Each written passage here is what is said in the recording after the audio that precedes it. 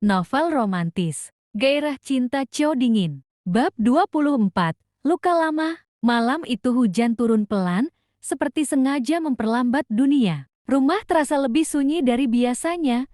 Tidak ada suara televisi, tidak ada bunyi notifikasi dari ponsel Rakas yang biasanya tak pernah berhenti. Setelah badai skandal itu, semuanya justru terasa hening, terlalu hening. Aku berdiri di balkon kamar, memandangi butiran hujan yang memantul di permukaan kaca.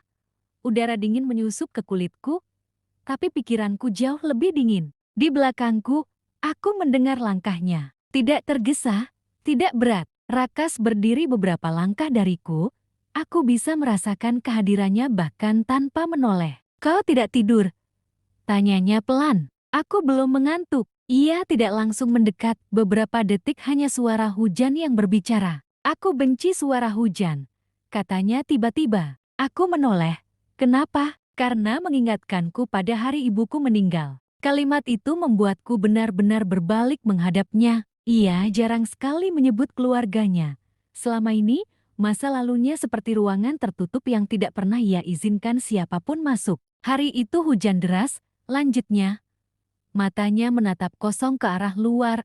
Aku masih 12 tahun. Aku tidak menyela. Ia sakit cukup lama. Tapi aku tetap percaya dia akan sembuh. Semua orang bilang begitu. Ayahku bilang begitu. Ia tersenyum tipis. Pahit. Aku terlalu percaya. Aku melangkah mendekat perlahan. Dan saat hujan turun seperti ini, dokter keluar dari ruang rawat dan mengatakan semuanya sudah selesai. Suasana berubah. Aku bisa merasakan sesuatu yang selama ini ia tekan dalam-dalam akhirnya mulai naik ke permukaan. "Aku tidak menangis," katanya pelan. "Aku hanya berdiri." Semua orang menangis. Ayahku bahkan terduduk. Tapi aku tidak merasakan apa-apa. "Itu wajar," kataku lembut. "Tidak." Ia menggelang pelan. "Itu bukan wajar. Itu kosong." Kata itu lagi. Kosong. Ayahku berubah setelah itu. Lanjutnya, ia menjadi lebih keras, lebih dingin, seolah kehilangan membuatnya memutuskan untuk tidak lagi memberi ruang pada kelembutan. Aku menatapnya dalam, dan aku belajar dari itu. Katanya, aku belajar bahwa mencintai berarti siap kehilangan, dan kehilangan itu menghancurkan. Aku menghela napas perlahan. "Jadi kau memilih untuk tidak terlalu mencintai?" tanyaku pelan. Ia tertawa kecil tanpa humor. "Aku memilih untuk mengendalikan orang, situasi, hubungan, semua." Aku bisa melihat pola itu sekarang. Cara ia selalu ingin memastikan semuanya sesuai rencana, cara ia marah ketika sesuatu di luar kendalinya, cara ia meragukanku lebih dulu sebelum memberi kepercayaan. "Itu sebabnya kau selalu curiga," kataku pelan. Ia mengangguk. "Aku selalu merasa orang akan pergi," katanya, "atau mengkhianati." "Kau pikir aku akan pergi?" "Aku takut kau pergi." Aku terdiam. "Aku takut kehilangan lagi?" tanya. Suaranya lebih pelan dari hujan di luar. Kalimat itu tidak terdengar seperti pengakuan Sheo.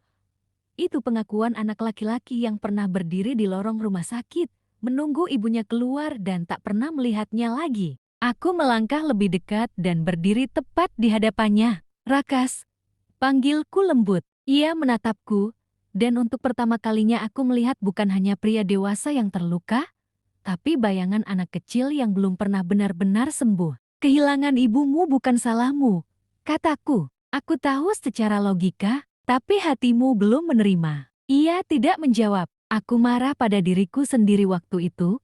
Lanjutnya, karena sempat berharap ia sembuh, karena percaya. Berharap bukan kesalahan. Bagiku itu kelemahan. "Tidak," kataku tegas, "itu manusia." Ia menghela nafas panjang. Sejak saat itu, aku berjanji pada diriku sendiri untuk tidak pernah membiarkan diriku bergantung pada siapapun.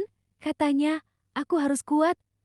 Aku harus siap kalau semua orang pergi, termasuk aku." Ia menatapku lama. "Ya, kejujuran itu menyakitkan, tapi aku tidak mundur." "Itu sebabnya kau menyakitiku dulu?" tanyaku pelan. Ia terdiam beberapa detik sebelum menjawab. "Aku pikir kalau aku menjaga jarak, kalau aku tidak terlalu terlibat, maka ketika kau pergi, tidak akan terlalu sakit. Aku tersenyum pahit, dan ironisnya, justru dengan menjaga jarak, kau hampir kehilangan aku. Ia menunduk. Aku tahu. Hujan semakin deras. Suaranya mengisi keheningan di antara kami. Aku tidak pernah benar-benar memproses kepergian ibuku, katanya. Ayahku langsung menyeretku ke dunia bisnis, rapat, target, disiplin, tidak ada ruang untuk bersedih. Jadi kau menyimpan semuanya. Ya, dan setiap kali kau merasa seseorang mendekat terlalu jauh, kau panik. Ia mengangguk pelan. Aku panik ketika merasa mulai mencintai, katanya. Karena mencintai berarti memberi seseorang kekuatan untuk menghancurkanmu. Aku menggenggam tangannya perlahan. Ia terdiam, tapi tidak menariknya. Tidak semua cinta menghancurkan, kataku lembut. Melani menghancurkanku. Melani mengkhianatimu, jawabku pelan. Itu berbeda. Ia menatap tanganku yang masih menggenggamnya. Aku takut. Katanya lagi, apa yang paling kau takuti? Bangun suatu hari dan menyadari kau sudah tidak di sini. Aku bisa merasakan kejujuran di suaranya. Aku tidak pergi, kataku. Belum. Rakas. Ia mengangkat wajahnya. Jika kau terus menyakiti orang yang ada, kau justru mempercepat kepergian mereka, kataku pelan. Maka berhentilah menyakiti yang ada. Ia menatapku lama. Aku tidak pernah berniat menyakitimu. Aku tahu, tapi aku tetap melakukannya karena kau takut. Ia terdiam. Kau harus berhenti hidup seolah semua orang akan meninggalkanmu, kataku. Tidak semua orang seperti itu. Bagaimana kau bisa yakin? Tanyanya. Karena aku masih di sini. Ia terdiam, lalu perlahan menggenggam tanganku lebih erat. Aku tidak tahu bagaimana caranya berubah sepenuhnya.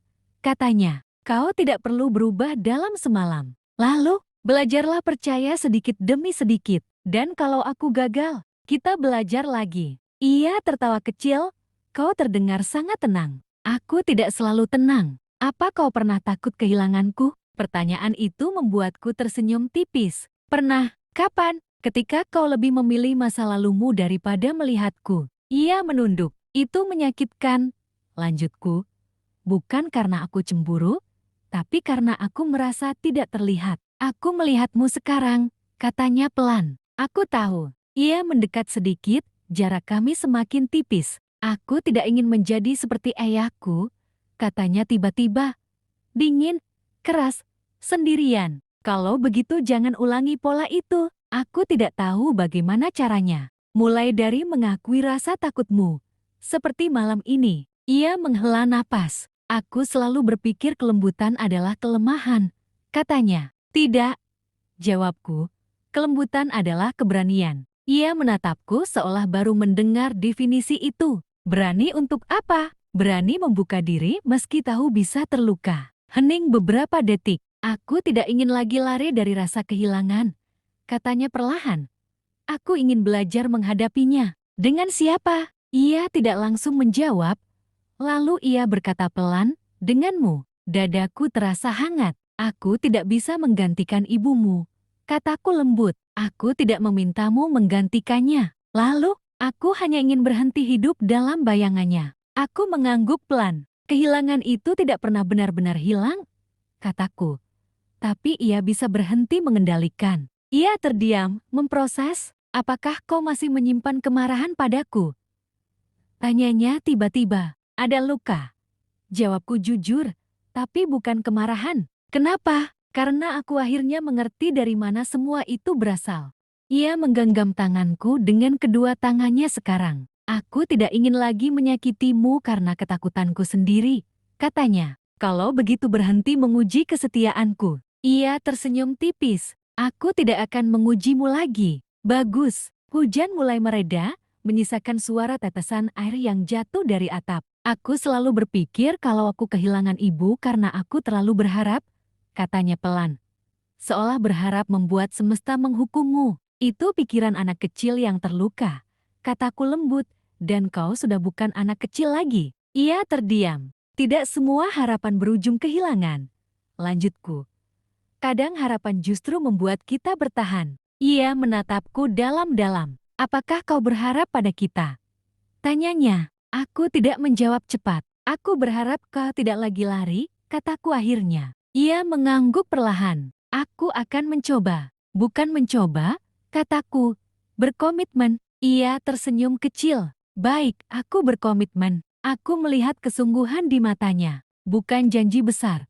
Bukan sumpah dramatis. Hanya seorang pria yang akhirnya berani mengakui bahwa luka lamanya selama ini mengendalikan hidupnya. Aku tidak ingin kehilangan lagi, katanya pelan. Aku tahu, tapi aku juga tidak ingin terus hidup dalam ketakutan. Kalau begitu lepaskan sedikit demi sedikit. Ia mengangguk. Untuk beberapa saat kami hanya berdiri di sana.